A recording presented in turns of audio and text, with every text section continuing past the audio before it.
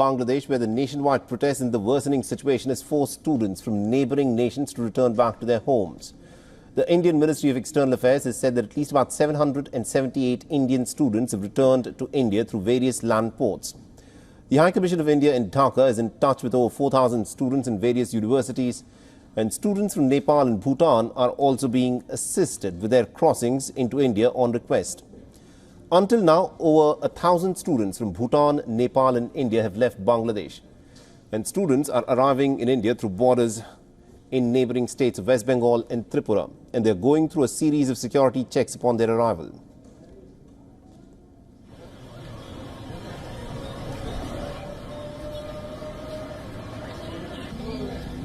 Now, the High Commission of India, in coordination with the BSF and the Bureau of Immigration, is facilitating travel for Indian students who are travelling back to India from Bangladesh.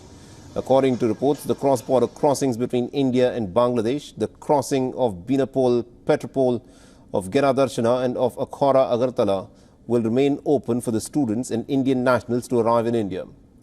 Bangladesh has announced the imposition of a curfew and the deployment of military forces. Now, this week's protests against the government job quotas across the country killed at least about 123 people. The protests have left a trail of complete devastation amongst dozens of arson-related incidents this week. Student protesters stormed the prison and then set fire to the state broadcaster's building. The busy streets of Dhaka are deserted with burnt vehicles and bricks strewn across the roads.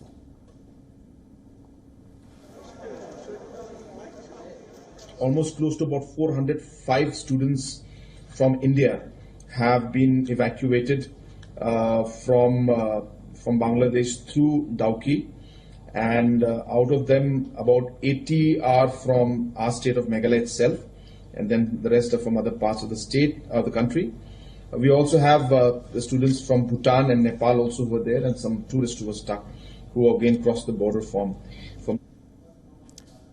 The massive violence and arson has raged on in 26 districts of Bangladesh over the last 3 days, and the national broadcaster Bangladesh Television has been offline after hundreds of protesters set its buildings on fire in Dhaka.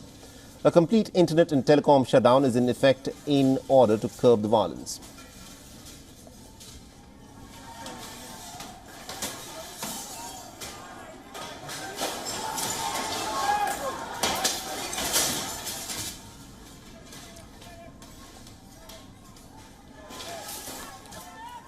A jailbreak has also been reported in central Bangladesh's Narsingdi district. Student protesters are reported to have stormed a jail and then freed hundreds of inmates before setting it on fire.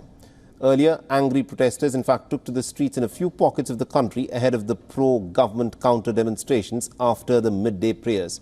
Fresh confrontations between the police and the protesters are reported around the capital city, and hundreds of students blocked roads in the upscale district of Banani, forcing the police to fire tear gas.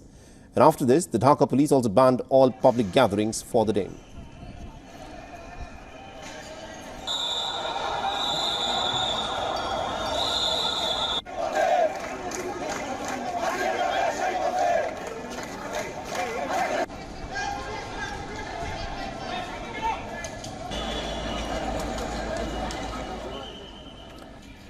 Meanwhile, the United Nations Human Rights Chief Volker Turk has raised concerns over violence in Bangladesh, calling the attacks on student protesters shocking and unacceptable. In a statement, Turk said, and I quote, "There must be some impartial, prompt and exhaustive investigations into these attacks, and those responsible must be held accountable."